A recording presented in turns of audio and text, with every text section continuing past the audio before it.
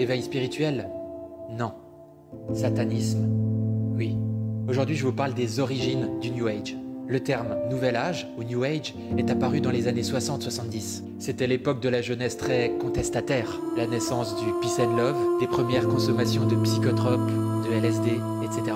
Les gens avaient soif d'une recherche spirituelle au travers une paix et un bien-être. Mais c'est surtout Marilyn Ferguson qui va mettre de côté cette partie de la drogue et de la politique pour ne mettre en avant que le côté spirituel. Ses œuvres sont considérées comme des écritures saintes officieuses du mouvement. Son best-seller « La conspiration du Verseau » fut une vraie présentation de ce nouveau mouvement. Alors si Ferguson a écrit la Bible du New Age, Shirley MacLaine est un peu sa grande prêtresse.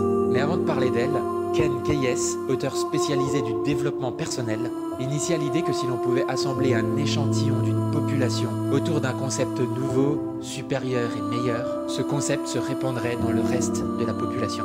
Cette idée a été publiée dans son livre « Le centième singe » qui a été vendu à plus d'1 million d'exemplaires en 2 ans.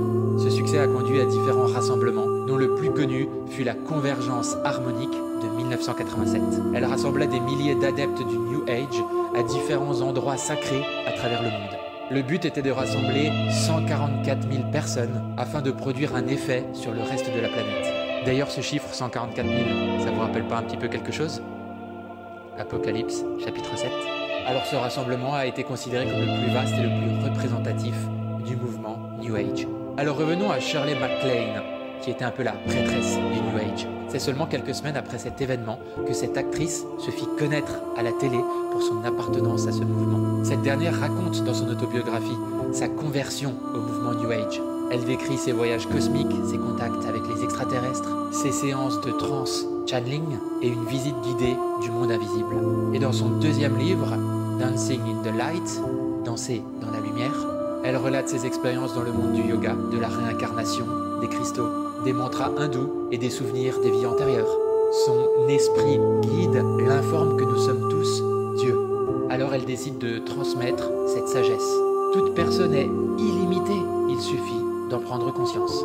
En conséquence, l'actrice commença à enseigner des cours New Age très fréquentés, mais aussi très chers. Les profits devaient aller à un village New Age qui finalement ne fut jamais réalisé d'ailleurs. La fin des années 80 marqua le premier déclin de cette forme de New Age. Elle revint dans les années 90 sous la forme d'un réveil individuel et spirituel. On ira plus loin dans la prochaine partie pour comprendre tout l'aspect spirituel et satanique du New Age. Faites attention avec quoi vous jouez, s'il vous plaît.